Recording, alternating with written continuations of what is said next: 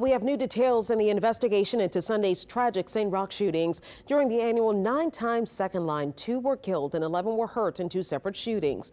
The coroner's office identified the victims as 21-year-old Rasean Carter and 19-year-old Malachi Jackson. Amelia Strahan spoke to law enforcement officials who warned that there's no way out for the shooters.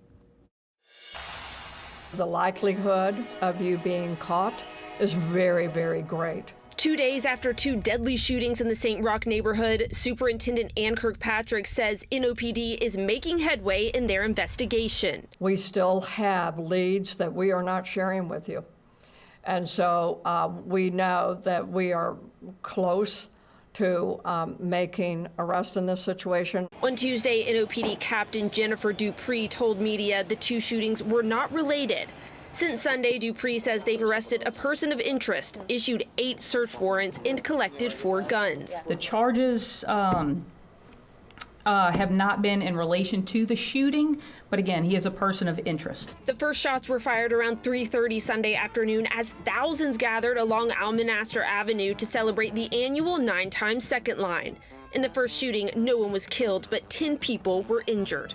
Around 45 minutes later, shots rang out again, this time at Almanaster Avenue and Florida Avenue Bridge. 2 people were killed and another was injured. The coroner's office identified the victims as 21-year-old Rasean Carter and 19-year-old Malachi Jackson.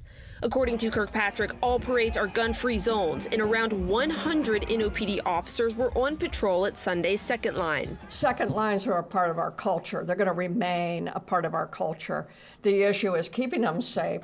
Both NOPD and District Attorney Jason Williams say if you know anything, the time to come forward is right now. I'm not looking for thoughts and prayers. I'm looking for tips and leads.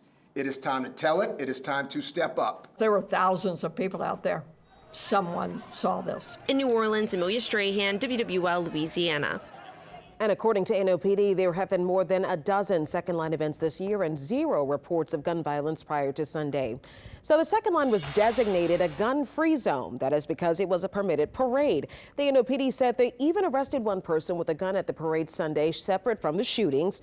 Here's a look at some of the other places. They're on your screen. This is where firearms are not allowed at any time. That includes police stations and government buildings, the state capitol, churches, schools, and any business that allows alcohol consumption, including bars and restaurants. In New Orleans, the gun-free zones also extend for 1,000 feet around any school. Firearms are illegal on school buses as well. Punishments include a fine of up to $1,000, 6 months in prison, or both.